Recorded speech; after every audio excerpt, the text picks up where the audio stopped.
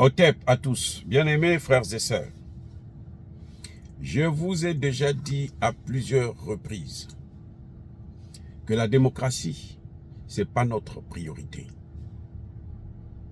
Notre priorité, c'est avoir des bons dirigeants qui vont faire la volonté, qui vont exécuter la volonté de leur peuple. Voilà ce qui est important pour nous. Ce n'est pas la démocratie en tant que telle. Je ne dis pas que je suis contre la démocratie, c'est bien. Mais je dis que la démocratie ne peut pas être un leitmotiv. C'est-à-dire que s'il n'y a pas la démocratie, il n'y a pas élection, alors ce n'est pas bon. Voilà, aujourd'hui nous sommes confrontés à un cas particulier au Niger, où M. Bazoum, étant élu démocratiquement, prend le pays, le livre aux puissances occidentales pour en faire une base militaire internationale. Et il est élu, les militaires ne sont pas contents, les Nigériens ne sont pas contents, la population n'est pas contente. Ils font un coup d'État. On renverse ce pouvoir.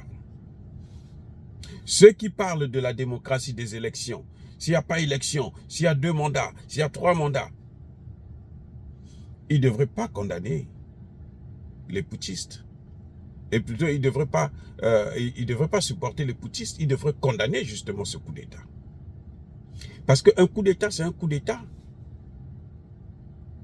Puisque là, nous avons affaire à un président qui a été élu démocratiquement parlant. Et nous savons qu'il a été élu, mais il ne fait pas la volonté du peuple. Au contraire, il sacrifie ce peuple.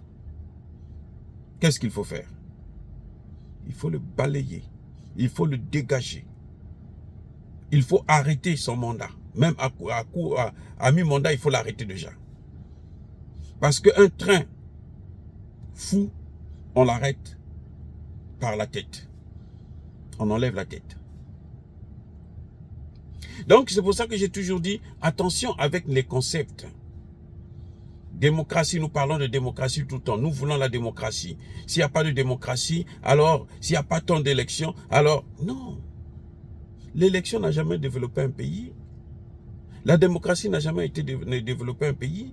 Eux-mêmes, ceux qui ont fait leur développement, là, ce n'était pas des démocrates. Hein. Que ce soit aux États-Unis, que ce soit en France, en Allemagne, en Grande-Bretagne. Mais c'était des gens qui avaient pour ambition d'élever leur pays, leur peuple. Malheureusement, ils le faisaient au détriment de la race noire. C'est ça qu'on déplore.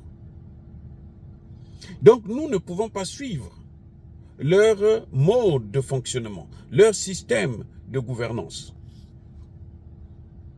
Nous avons le droit d'avoir un président qui fait un seul mandat, ou bien qui commence un mandat et puis après on l'arrête, on l'envoie balader parce qu'il ne fait pas ce que les gens veulent. Voilà ce qui se passe. C'est pas parce qu'on a été élu que ça vous donne le passeport de brader vos pays, de piller les pays. Et c'est ça le problème que la CEDEAO aujourd'hui a. C'est ça le problème que l'Union africaine a. Parce qu'ils ont tous misé sur une démocratie qui en fait n'existe pas. En réalité, ça n'existe pas. Donc les panafricanistes qui disaient que s'il n'y a pas de démocratie, Biya est un dictateur, un tel est un dictateur. Non, c'est pas ça. Le problème, c'est pas être dictateur, être élu ou ne pas être élu, avoir 10 mandats ou pas. Le problème n'est pas là. Le problème, c'est faire la volonté du peuple. Et pour faire la volonté du peuple, on n'a pas forcément besoin d'être élu. Assimi Goïta qui est en train de faire la volonté du peuple n'est pas élu. Ibrahim Traoré qui est en train de suivre son pas n'est pas élu.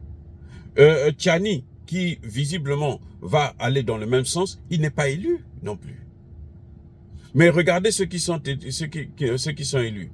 Macky Sall, Patrice Talon, comment vous l'appelez, Eyadema. Regardez le chaos dans lequel leur pays se trouve. Regardez comment ils ont géré leur pays.